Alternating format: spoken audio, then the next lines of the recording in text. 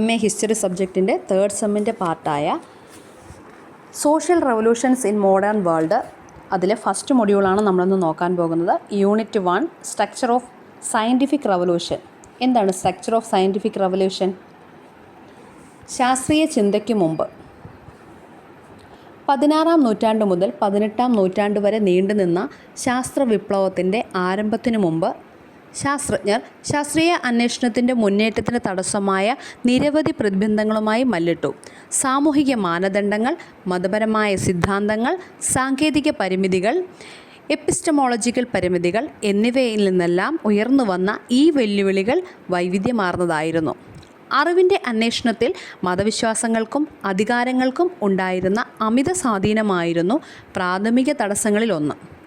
കത്തോലിക്ക സഭ പോലുള്ള സ്ഥാപനങ്ങൾ ഭൗതിക പരിശ്രമങ്ങളിൽ ഗണ്യമായ നിയന്ത്രണം ചെലുത്തുകയും പഠനത്തിനും വിശ്വാസത്തിനും സമ്പ്രദായങ്ങൾക്കുമായി സ്വീകാര്യമായ വിഷയങ്ങൾ നിർദ്ദേശിക്കുകയും ചെയ്തു.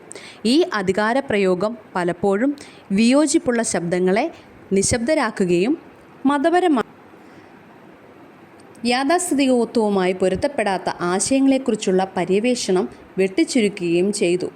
നിലനിന്നിരുന്ന അന്ധവിശ്വാസങ്ങളും അജ്ഞാത ഭയങ്ങളും വിലപ്പെട്ടതോ മതവിരുദ്ധമോ ആയി കണക്കാക്കപ്പെടുന്ന മേഖലകളിലേക്ക് കടന്നു ചെല്ലുന്നതിൽ നിന്ന് വ്യക്തികളെ പിന്തിരിപ്പിച്ചു. ഈ സാംസ്കാരിക പ്രതിരോധം ശാസ്ത്രീയ പുരോഗതിയുടെ മുന്നേറ്റത്തെ തടസ്സപ്പെടുത്തുകയും ഭൗതിക ജിജ്ഞാസയെ തളർത്തുകയും ചെയ്തു. ആശയവിനിമയവും അറിവിൻ്റെ പ്രചാരണവും ഈ കാലയളവിൽ പ്രധാന വെല്ലുവിളികൾ ഉയർത്തി. മൈക്രോസ്കോപ്പുകൾ, ദൂരദർശിനികൾ പോലുള്ള ആധുനിക ഉപകരണങ്ങളില്ലാതെ നിരീക്ഷണവും പരീക്ഷണങ്ങളും പരിമിതമായിരുന്നു. ഇത് തെളിവ് ശേഖരിക്കുന്നതിനും കൃത്യമായ ശാസ്ത്ര സിദ്ധാന്തങ്ങൾ വികസിപ്പിക്കുന്നതും ബുദ്ധിമുട്ടാക്കി. സാമൂഹിക മനോഭാവങ്ങൾ പലപ്പോഴും ശാസ്ത്രീയ അന്വേഷണത്തെ സംശയത്തോടെയോ ശത്രുതയോടെയോ വീക്ഷിച്ചു.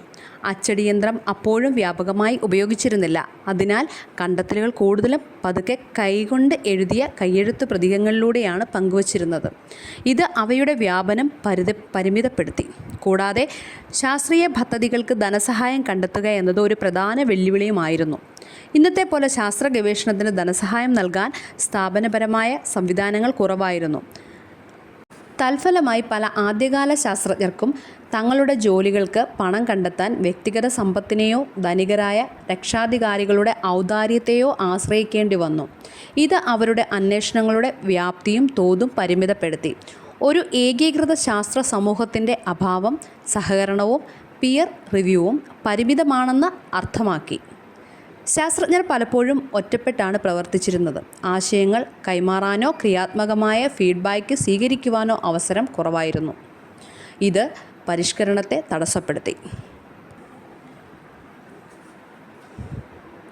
അബോറേഷനിലെ നിയന്ത്രണങ്ങൾ, ആന്തരിക പക്ഷപാതം, ശാസ്ത്രീയ യുഗത്തിൻ്റെ ഉദയം, സിദ്ധാന്തങ്ങൾ, പരീക്ഷണങ്ങൾ, കണ്ടെത്തലുകൾ സാധുതയെ തടസ്സപ്പെടുത്തി.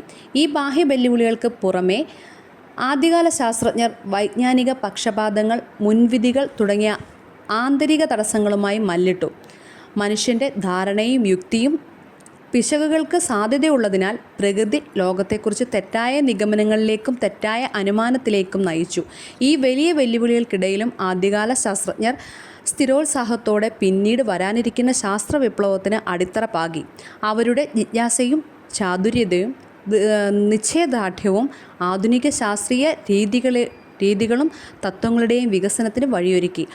ആത്മീയമായി പ്രപഞ്ചത്തെക്കുറിച്ചുള്ള നമ്മുടെ ധാരണയെ മാറ്റിമറിച്ചു. ശാസ്ത്ര വിപ്ലവത്തിനു മുമ്പ് യൂറോപ്പ് ഭൂമിയെ പ്രപഞ്ചത്തിൻ്റെ കേന്ദ്രമാക്കി കണക്കാക്കുന്ന ഭൂകേന്ദ്ര മാതൃക സ്വീകരിച്ചു.